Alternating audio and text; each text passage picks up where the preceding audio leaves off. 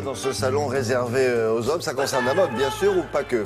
Pas que, justement, tout ce qui peut interpeller les hommes. Alors, ça peut être leur passion, comme les montres, les motos, les vêtements, les avions, les vélos, Ah oui, les c'est ça, services, la monde beauté. Donc, voilà, il y avait plus de 80 exposants. le monde masculin, c'est ça, vous avez dit, c'est les motos, les montres, les montres, les armes, non. les armes, non. Ah, il y avait des très beaux couteaux, la cuisine, couteaux. le vin, le vélo, les nœuds.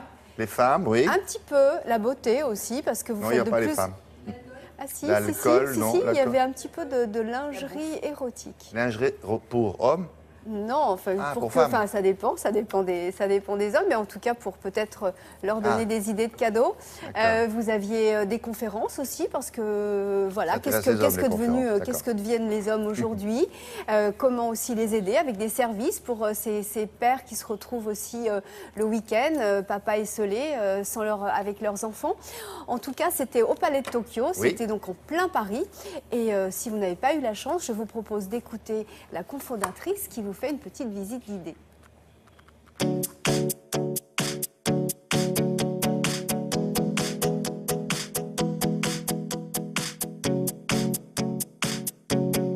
Les mentalités ont changé, les hommes s'occupent plus d'eux, les hommes s'occupent de leur corps, les hommes s'occupent de leur look, les hommes s'occupent de leur esprit. Donc nous avons eu l'idée de créer un événement qui regrouperait toutes les passions et les plaisirs des hommes.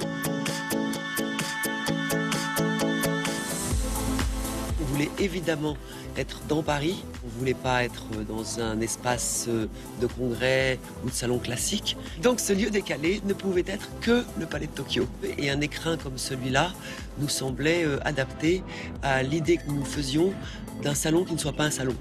Un salon qui soit un méga store éphémère ou un cabinet de curiosité. La priorité était de mettre à l'honneur tout ce savoir-faire français. On a réussi à trouver, à dénicher, à remettre au goût du jour certaines marques qui étaient un peu oubliées, pour pouvoir se servir de cet événement pour se faire connaître du plus grand nombre, avec aussi des marques qui ont des noms qui font rêver.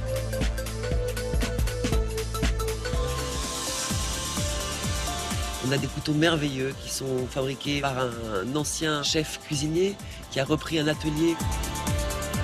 On a des skis.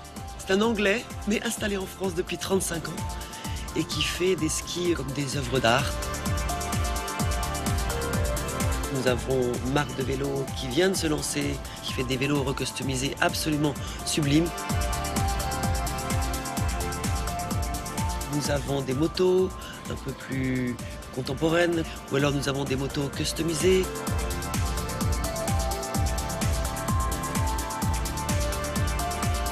La beauté est très présente, avec 3 ou 4 stands.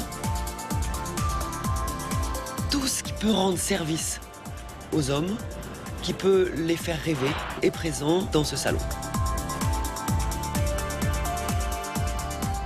Dans l'univers masculin, on avait oublié les chaussures. Les chaussures? Oui, les chaussures sur mesure, avec des patines un petit peu spéciales. Donc vous avez plus de 10 000 visiteurs.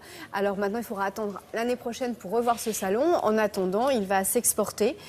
Dubaï, Miami. Et ce qui est bien, c'est que pour tous ces artisans français, connus ou méconnus, ils vont s'exporter et montrer le savoir-faire français. Voilà, le Made in France était à l'honneur ce week-end. L'univers des hommes, c'est là-haut, sur cette affiche, on le voit tout en haut, là, c'est pas très clair.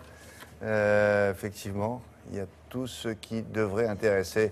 La musique aussi, j'ai oublié. Oui, et puis même personnaliser une montre, par exemple. Vous avez votre montre, vous voulez une patine un petit peu spéciale. Voilà, il y avait tout. Enfin, vous pouvez, voilà, allez sur leur site internet, il y a plein d'idées de cadeaux. Isabelle, alors que les fêtes de fin d'année, vous êtes au courant, ça approche, paraît-il, ils en parlent à la télé. Une étude pointe le nombre de calories insoupçonnées de l'alcool. Allons, bon, ça recommence. Je bois systématiquement